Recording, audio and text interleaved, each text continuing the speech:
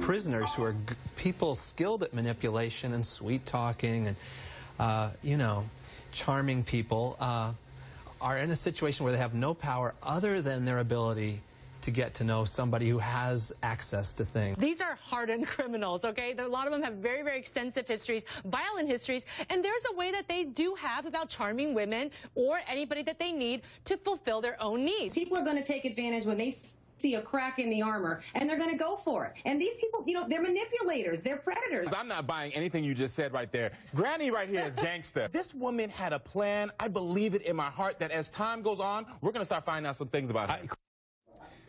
So, was Joyce Mitchell Granny manipulated, or is she a mastermind behind a prison escape? I'm back with Emily, Vanessa, and Mike. In the audience, I have Larry Levine. He's a former federal inmate himself. He's also founder of Wall Street Prison Consultants. So, is she more calculating, Larry, than we thought, or was she the unwitting victim of these manipulators? She was lonely. They took advantage of her. She's no mastermind. She could have been anybody in that prison, but these guys were working with her. They moved in on her. They got into her confidence, became her friend. Hell, she was sleeping with them as far as we know. And there may have been information exchange where she, you know, they kept using that to manipulate her, perhaps. Like maybe she knows something that they have on her. Well, I mean, you find out things about staff. You work with them long enough, you could profile. I used to profile the staff to know how I can manipulate them. Did you? Oh, absolutely. What'd you get? I mean, extra phone calls, extra food, just stuff. You know, I used to walk around one institution. I'd make a circuit, find out information, and exchange that with the staff at the end of the day. So I was kind of like running things to a certain degree. Wow. We have audience questions. Go right ahead, ma'am. I just wonder if she was really feeding her ego. Did she really want a captive audience? Is that something that she really needed? I think that's what a lot of these women like, is the danger with captivity. Larry, you say yes. Absolutely. Okay, on the outside, let's face it, Drew, would anybody really give her a second look? Ouch. But inside Vanessa prison, says no. Behind the wall, she's the princess.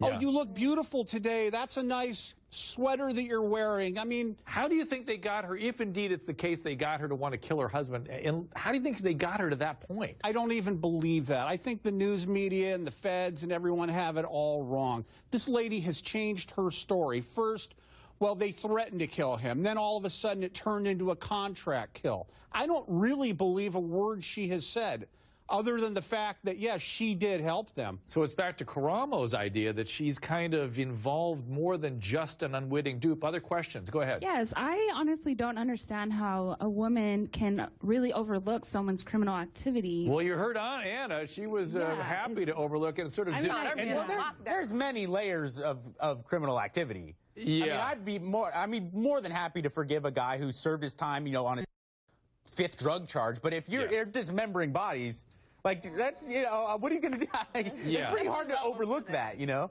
And yet the guys that are terrible killers that have been famous are the ones that we hear about having women line up. What is the matter with you guys? Me? You don't see me on those websites trying to get, like... No, I don't see you, but I know you're there. Men are gross. Men are gross, Drew, but you have to admit, at least we're shallow enough to draw, like... We draw an even line. If you're attractive women, it doesn't matter what you do, the reprehensible things you may have done. If you're the president of the United States, all that matters is what you look like in the eyes of shallow men. I'm more shocked that people still pick up the pen and write these guys. Like, people are really writing letters to these people. That's shocking to me. Emily, is there something behind that psychologically? Yeah, I think that's really pathetic, but I think it's also that these people also have a trauma history. I'm going to throw it out there because they are a good victim. She made a good victim. She wasn't the only female working there.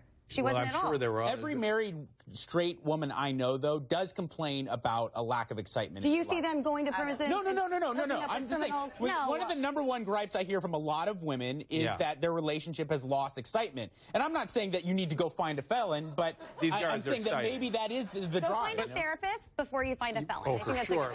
But Larry, why don't we ever hear, we don't hear about it, I assume it's not as likely to occur in women's prisons where men are being, and women are, women can be very manipulative too, let's face it. I have an associate that works with me, Bruce Cameron, retired from the federal prison system after 23 years. He worked in women's prisons, and they would come up to him several times a day. That's a nice tie you're wearing, nice shoes, nice coat. He finally had to get a big black lesbian, to put these women in check, just to get them off him. But why don't we hear about men falling victim to that? If Mike is right. Well, they do. It's just not in the news. This happens every day. There's a glass ceiling in prison sex, too? Like there's to a certain degree there is. You know, it's interesting. Awesome. If we can go back to Harold, take just a minute. Yeah. I own a prison phone company where we provide discount calling for inmates. And we have women that call in to set up phone service. And, well, what is your relationship to the inmate? I'm their fiancé. Okay, great. I don't want to tell these women, you know what, there's 5 other women that also have service for him. They're also the fiancé.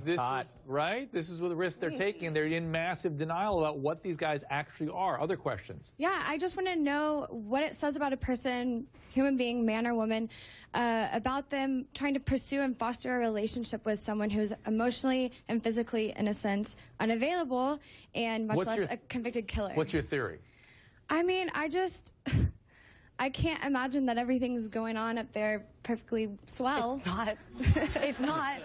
It's usually somebody who has very low self-esteem and somebody who maybe was the victim at some other point in their life. Or abandoned. Or abandoned. Absolutely. Definitely abandonment issues. Well, in fairness, though, I mean, a lot of people do that in the outside world as well. They seek out partners that they know there's no ability for that relationship to go any further. And it kind of keeps them insulated in that safe But it's an extra level of crazy for someone who's going to take so much time driving to a prison. Like, prisons are hella far. Like, they're not close. They're not around the corner. You got to drive there. You got to drive back. The most popular theory on our Facebook page comes in from Tony. He says, quote, I don't think these guys ever intended to meet up with Joyce Mitchell. The real plan was for someone else to pick them up all along. She may have gone to the hospital after she realized she'd been duped. Larry, do you agree with that? Absolutely. And there's a term for women like this. They call them prison widows. That they're there. You're feeling bad for her? She wanted to kill her husband, maybe. That's a great band name. They're spending hundreds of hours, thousands of hours a month, or a year, to visit these men for an hour or 2 at a time. And that whole trip could take 48 hours. And the guys, they're safe, as it was said before. They know where they're at. They know that they're not, well, they suspect they're not carrying on with another woman. Larry, if you know a woman or you are a woman who feels a sense of attraction to guys in prison, what would your advice be to these ladies? That they should look for the hidden motive. They should look for the hidden agenda behind that. It's always there. It's always there. Well, I get now, since I do prison consulting, I have what I call groupies, these women that call me, want to fly me to Vegas, go on cruises with me because of my past working in organized crime. Sweet. So I get it, too. Wow. As an ex-con. So rad. That's so rad. I get it. All right. Thank you, guys. Please stay with us for this next conversation because this one is, we're going to have a lot of energy about it. It's been in the press. A woman accused of faking her race, and later a mother involved in a brawl at Walmart. Now, there they are. She's charged with child neglect. Man, that ass, though. Yeah, I have details. There they go. Back after this.